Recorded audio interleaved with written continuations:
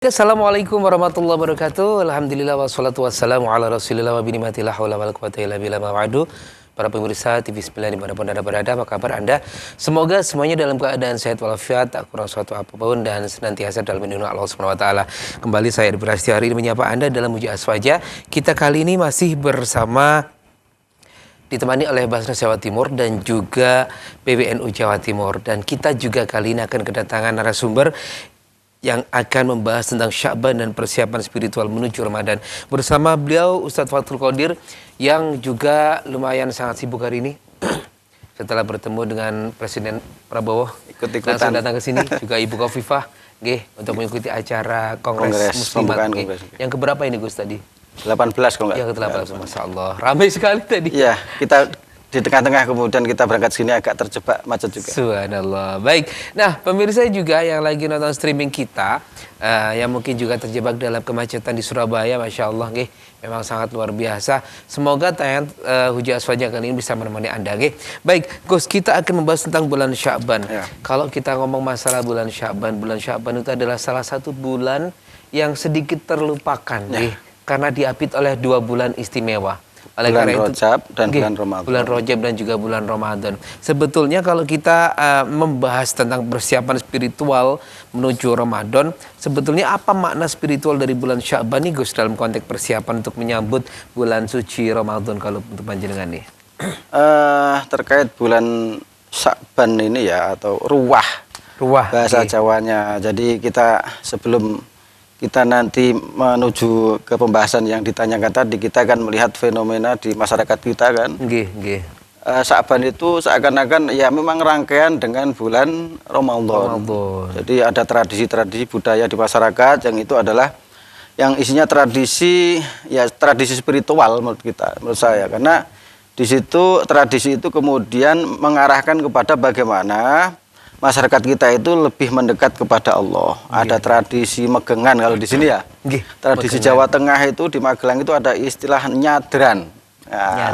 Nyadran, megengan atau apalah itu pada prinsipnya sama ya secara substansi, yaitu bagaimana menghidupkan bulan Sya'ban untuk menghadapi bulan Ramadan. Nah, kita sudah maklum ya, sebagaimana hadis, Allahumma barik lana fi Rajabah wa Sya'bana wa balighna Ramadana. Jadi bulan Rajab, kemudian Sya'ban dan Ramadan ini kan satu paket.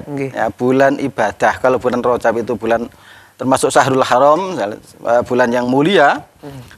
Kemudian disusul dengan bulan Sya'ban, yang mana bulan Sya'ban ini kan berada di antara bulan Rajab dengan bulan Ramadan. Yang ini sebagaimana Kanjeng Nabi, beliau mengatakan bahwasanya bulan Sya'ban ini banyak dilupakan orang karena berada di tengah-tengah antara bulan Rajab dan bulan Rajab dengan bulan Ramadan, yang mana sesungguhnya di bulan Sya'ban inilah bulan di mana amal-amal manusia, amal-amal kita itu dilaporkan kepada Allah Subhanahu wa taala. Di bulan ini ya, Gus? Bulan ini. Sehingga Kanjeng Nabi dalam hadisnya itu beliau mengatakan akhbu ayyurfa'a amali wa ana shaimun. Saya lebih menyukai, suka, menyenangi, senang kalau ketika amalku dilaporkan itu saya dalam keadaan puasa. Nah, puasa ini kan salah satu ubudiyah ya. Ibadah yang mana itu adalah bentuk peningkatan spiritual. Yang itu fokus di bulan Sya'ban, yang mana bahkan dalam hadis panjangnya. Jadi ketika para Dewi Aisyah menyampaikan kepada Kanjeng Nabi jenengan ini tidak makna muradnya ya. Jadi jenengan ini tidak puasa tidak sebanyak di bulan-bulan lain sebagaimana bulan Sya'ban. Nah, sebagaimana tadi dikatakan bahwasanya bulan ini bulan di mana amal-amal kita itu dilaporkan kepada Allah, dan saya suka amalku dilaporkan dalam keadaan aku itu berpuasa. Ini salah satu. Jadi bagaimana puasa di bulan Sya'ban begitu dahsyat pahalanya. Dan juga nanti ada beberapa ibadah-ibadah yang lain selain puasa. Intinya ibadah Sya'ban itu adalah ibadah di bulan Sya'ban itu adalah ibadah yang dilipat gandakan pahalanya. Itu karena mengapa kita harus berbanyak ibadah di bulan Sya'ban begitu ya? Di antaranya itu. Baik. Nah, kalau ini Gus, dari apa ada bukti dalil menunjukkan pentingnya Sya'ban dalam persiapan Ramadan? Kalau kita tahu dalam segi hal puasa ya Gus ya, memang Nabi Muhammad mencontohkan untuk mempersiapkan bulan puasa itu, bulan Ramadan itu agar kondisi fisiknya tidak kaget dan sebagainya. Mungkin bisa ditambahkan lagi Gus. Saya kira tadi, jadi doa Rasulullah SAW, Allahumma barik lana fi Rajaba wa Sya'bana wa balighna Ramadana. Ya Allah, berkailah aku di bulan Rajab, di bulan Sya'ban, dan juga sampaikanlah aku di bulan Ramadan. Ini menunjukkan 3 bulan ini kan ada rangkaiannya. Jadi ibadah di bulan Ramadan ini kan butuh konsentrasi, butuh totalitas kita ini menghamba kepada Allah, beribadah kepada Allah, sehingga aktivitas-aktivitas lain yang sifatnya duniawi ini ya mungkin agak di kesampingkan dulu. Kita fokus beribadah kepada Allah di bulan Ramadan. Harapannya apa ya, kita setahun sekali bagaimana kita mengupgrade ya kualitas keimanan kita di bulan Ramadan itu. Nah ini bulan Ramadan ini tidak serta-merta ketika kita masuk di bulan Ramadan tanpa kita persiapan, kaget kadang. Baik dalam aspek fisik maupun secara mental ya. Kemudian bagaimana kita menata aktivitas di bulan Ramadan dengan bulan sebelumnya. Ini kan yang tadinya tidak puasa masuk ke bulan puasa penuh, ini kan butuh persiapan. Begitu juga kita menghadap Allah ya, dengan kita berpuasa sebulan penuh, kemudian kita fokus ibadah, membaca Al-Quran, bersedekah, ini butuh pemanasan gitu.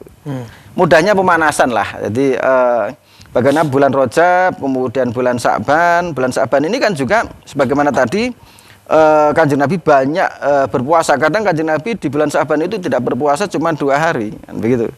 Ini menunjukkan bahwasanya bulan Sya'ban itu adalah bulan ibadah.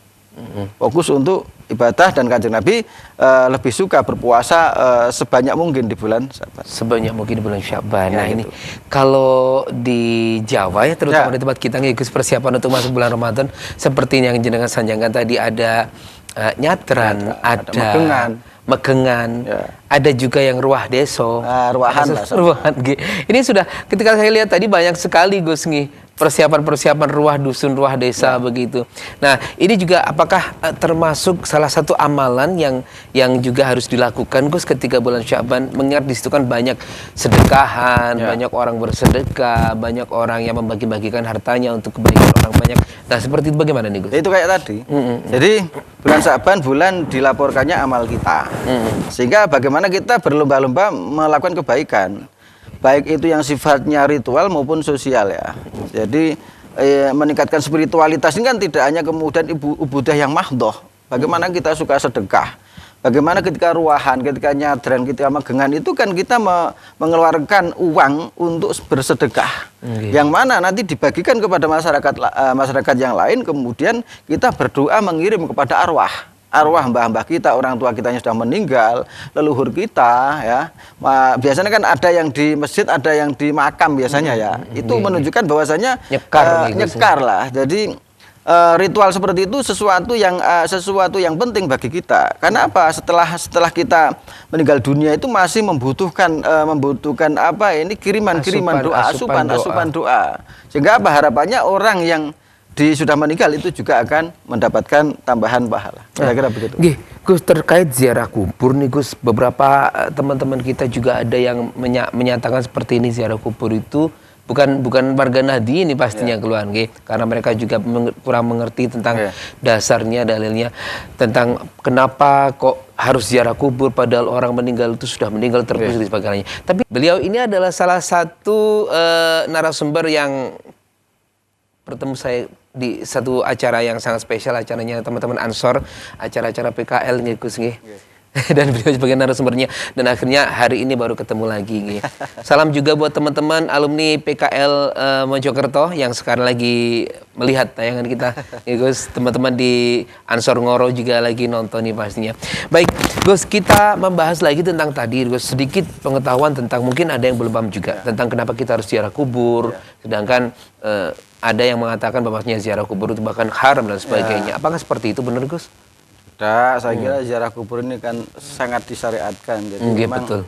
Pertama Kanjeng Nabi itu melarang ziarah kubur kan khawatir nanti orang itu akan mengkultuskan ya, khawatir akan kemudian menjadikan kubur ini sebagai tempat meminta-minta, tapi kemudian Kanjeng Nabi fazuruha, kemudian Kanjeng Nabi istilahnya ada pernyataan beliau lagi fazuruha, maka ziarahlah. Ini menunjukkan bahwasanya secara usul fikih ya enggak, dari hadis yang satu melarang, yang satu memerintah, ini menunjukkan boleh.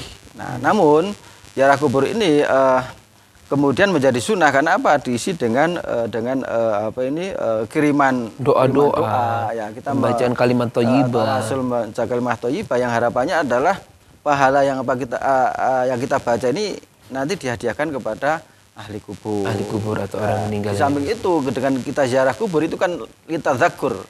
Jadi litadzakur alal maut. Jadi supaya kita ingat mati. Orang yang banyak ziarah kubur ini kan selalu ingat mati, bahwasanya hidup ini tidak selamanya sama dengan orang yang dia ziarahi, kan begitu. Ini sehingga yang sangat penting ya, sangat manjur untuk kita itu introspeksi, melihat orang yang kita ziarahi bagaimana kehidupannya, apalagi kita ziarah kepada Wali Songo, kepada pendiri NU, Mbah Hasyim Asy'ari, Mbah Wahab Hasbullah, Mbah Bisi Samsuri, Kiai Mas Alwi Abdul Aziz, ya, kemudian kita ziarah kepada orang-orang tua kita atau para pembesar ulama-ulama yang harapannya apa? Dengan kita ziarah kita akan apa? Tidak hanya sekedar kita datang saja, tapi kita juga akan mengenang bagaimana perjuangan beliau, sehingga apa, dengan ziarah kubur kita di Wali Songo kita tertarik untuk membaca sejarahnya. Dengan kita ziarah ke Mbah Hasyim Asy'ari, ziarah ke Kiai Wagid Hasyim, ziarah kepada Gus Dur, ziarah kepada pendiri pondok pesantren, kita akan terinspirasi. Oh, ternyata perjuangan beliau begitu luar biasa, begitu besar.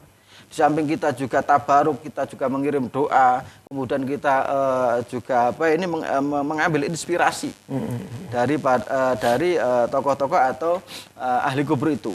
Kalau kepada orang tua kita mendoakan supaya beliau-beliau yang sudah ada di alam barzah itu kemudian diampuni dosanya. Nah, kita bacakan Yasin, kita bacakan tahlil, pahalanya kita kirimkan kepada beliau-beliau yang telah meninggalkan kita. Ini luar biasa ziarah ini.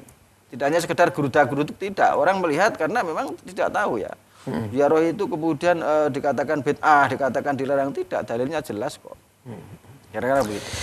Nah, seperti itu nih ya. Terus Gus, kita balik lagi kepada tentang bulan Sya'ban nih Gus. Ya. Sebetulnya apa saja sih peristiwa yang terjadi di bulan Sya'ban kalau menurut Islam nih, dalam sejarah Islam? Karena kita lihat ketika kita mendengar para kiai, para tokoh masyarakat menjelaskan begitu ada bulan baringna fi Rajab wa Sya'ban wa baligna, itu mesti disebut dan apa ya, ada sesuatu hal. Kalau yang Sya'ban, nah kita pengen tahu nih Gus. Ada beberapa peristiwa yang itu fakta sejarah, itu bagaimana ketika kiblat dari Masjidil Aqsa dipindah ke Masjidil Haram. Ini di bulan Sya'ban nih Gus, Masya Allah. Kemudian tadi di awal kita sudah sampaikan bahwasanya di bulan Sya'ban inilah kemudian amal kita, umat manusia itu dilaporkan kepada Allah. Meskipun ya amaliyah kita itu kan tiap hari juga dilaporkan kepada Allah. Jadi tiap pagi subuh itu ya, kemudian asar menjelang maghrib itu kan laporan, malaikat laporan. Tapi secara utuh itu selama 1 tahun dilaporkan di bulan Sya'ban itu. Kemudian ada peristiwa di nisfu Sya'ban itu ya, di nisfu Sya'ban biasanya kan fokus ibadah di nisfu Sya'ban. Itu kan ada peristiwa ketika Allah itu melihat ya, bahasanya Allah turun ke langit dunia. Ya, Allah melihat, menyaksikan kepada hamba-hambanya, dan disitulah waktu di mana Allah mengampuni dosa-dosa para hambanya. Makanya di situ ketika nisfu Sya'ban itu orang-orang kan fokus beribadah di masjid, menghidupkan masjid ya, kemudian baca Al-Quran di rumah, dan dengan kegiatan-kegiatan yang intinya bagaimana kemudian meningkatkan spiritualitas kita di malam nisfu Sya'ban. Itu diantara peristiwa-peristiwa besar. Diantara juga turunnya surat Al-Ahzab 56 kalau tidak salah ya, ayat sholawat itu, innallaha wa malaikatahu yusholluna 'alan nabi ya ayyuhalladzina amanu shollu 'alaihi wa sallimu taslima. Al-Ahzab itu juga turun di bulan Sya'ban. Maka ada yang mengatakan bahwasanya bulan Sya'ban itu bulan sholawat juga. Makanya juga disunahkan, dianjurkan membaca sholawat sebanyak-banyaknya di bulan Sya'ban. Ada juga para ulama salaf mengatakan Sya'ban itu juga bulan qiraatul Quran. Jadi bulan membaca Al-Quran. Bahkan yang saya baca dalam beberapa referensi itu para ulama salaf itu fokus ya, yang tadinya itu berjualan, kemudian ketika masuk bulan Sa'ban fokus membaca Al-Qur'an. Oh, Masya Allah. Jadi itulah hal-hal besar yang ada di bulan Sa'ban. Pindahnya kiblat dari Masjidil Aqsa ke Masjidil Haram, kemudian turun surat Al-Ahzab tentang sholawat itu, ya. Kemudian tadi peristiwa diangkatnya amal setiap umat manusia di bulan Sa'ban. Makanya di situ fokus kita meningkatkan spiritualitas di bulan Sa'ban untuk persiapan menuju bulan Ramadan. Bulan Ramadan. Kira-kira begitu. Gih.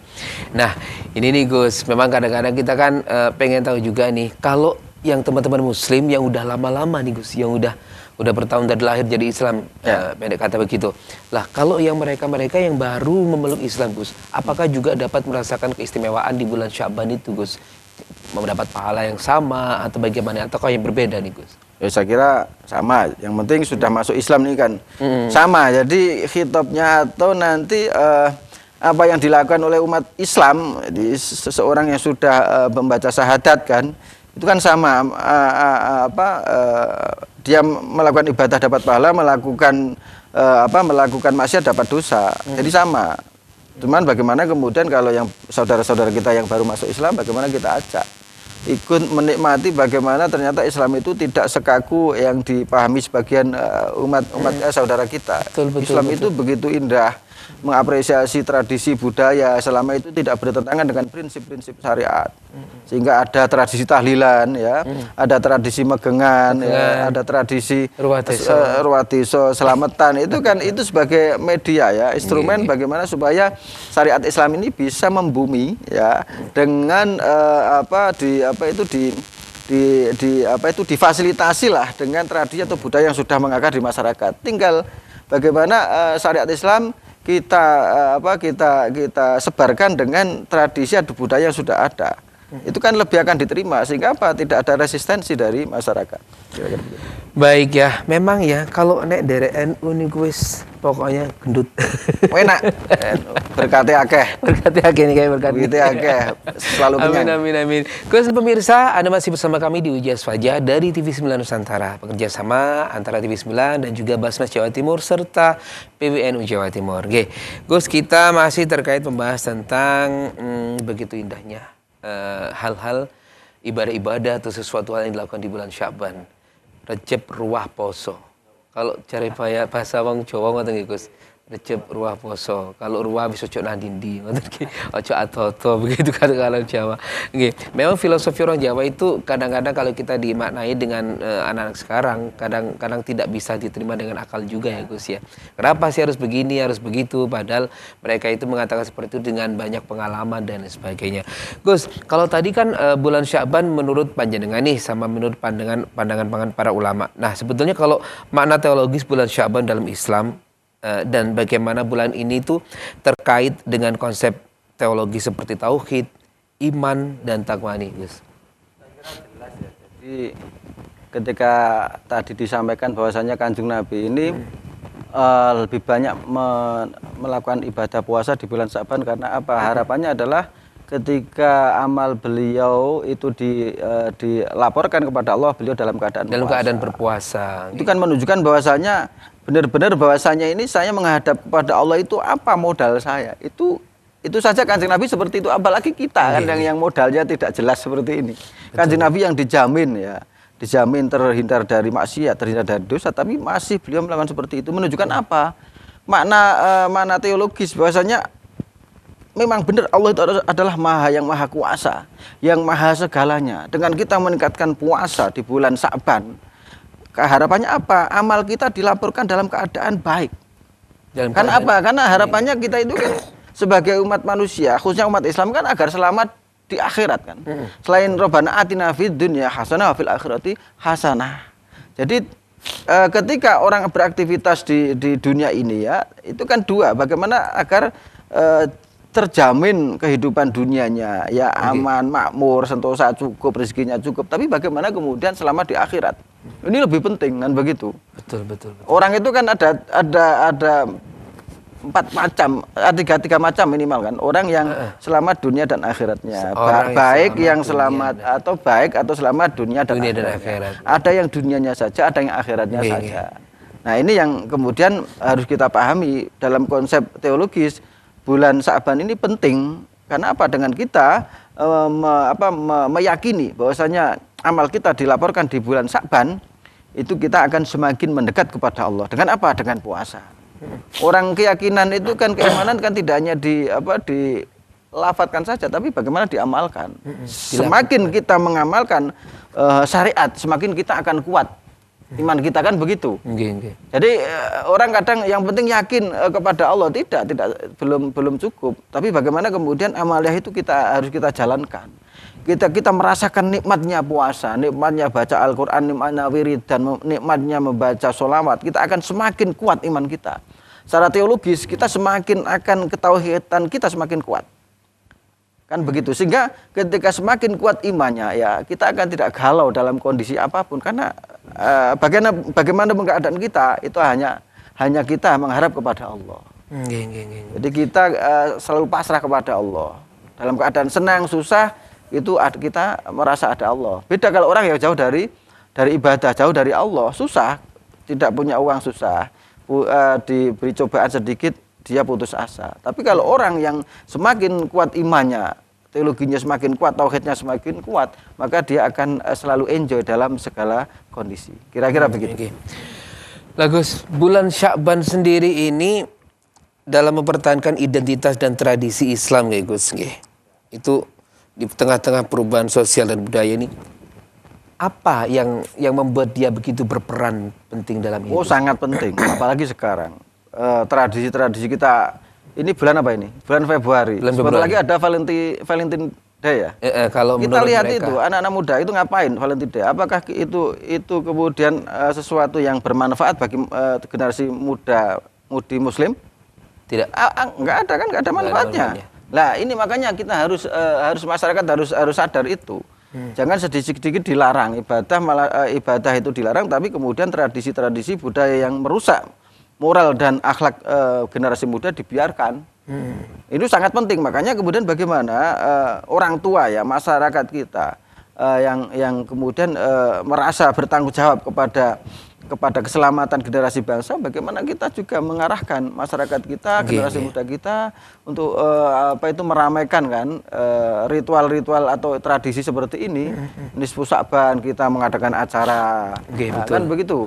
Kumpulan, sholawatan. Iya, sholawatan. Ya misalnya khusus para pemuda, butuh nanti para pemuda-pemudi yang tadinya itu Valentine Day diganti dengan bulan dengan tradisi kumpul-kumpul untuk memperingati bulan Sya'ban. Penting, menarik itu.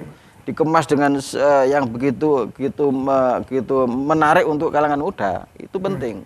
Karena tradisi nyadran, tradisi megengan itu juga kan tidak lepas dari kreasi para pendahulu-pendahulu kita, bagaimana melendengkan, bagaimana membumikan syariat Islam di masyarakat Nusantara, ya di bumi Nusantara ini yang sudah penuh dengan budaya, kaya dengan budaya. Lah kita budaya sekarang budaya apa? Budaya TikTokan ya kan. Yang itu kemudian isinya cuma joget-joget, kadang saya juga lucu, ngapain anak-anak ini joget-joget gak jelas. Tapi kemudian banyak yang tertarik. Nah, kita yang tahu itu mana yang merusak, mana yang kemudian membangun generasi bangsa, karakter anak bangsa, kita harus tahu.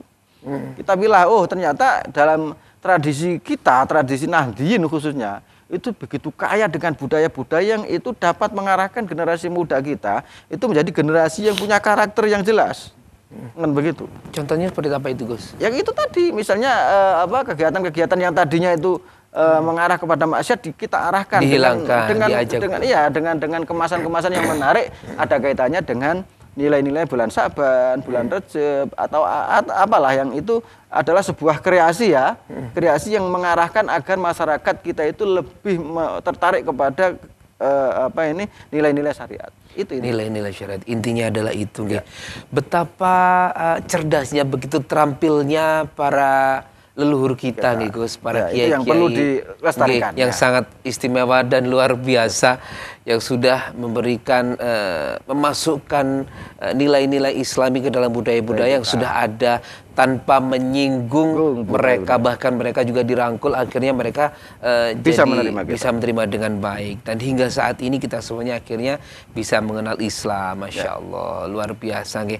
Kalau kita niru kalau di zaman seperti ini bisa nggak sih Gus? Bisa, Dalam sangat bisa. gempuran-gempuran teknologi kayak Sangat bisa itu, TikTok apalagi tadi. sekarang ada media medsos, sangat bisa. Tinggal kita mau atau tidak. Nggih. Kalau dari PWNU Center bagaimana Gus selama ini dalam masuk ke dalam ranah anak-anak muda Gen Z ini terutama nggih. Tapi ditahan dulu Gus. Oke. Kita akan mengulasnya lagi. Kami di Ujas Wajah dari TV 9 Nusantara yang santun menyejukkan.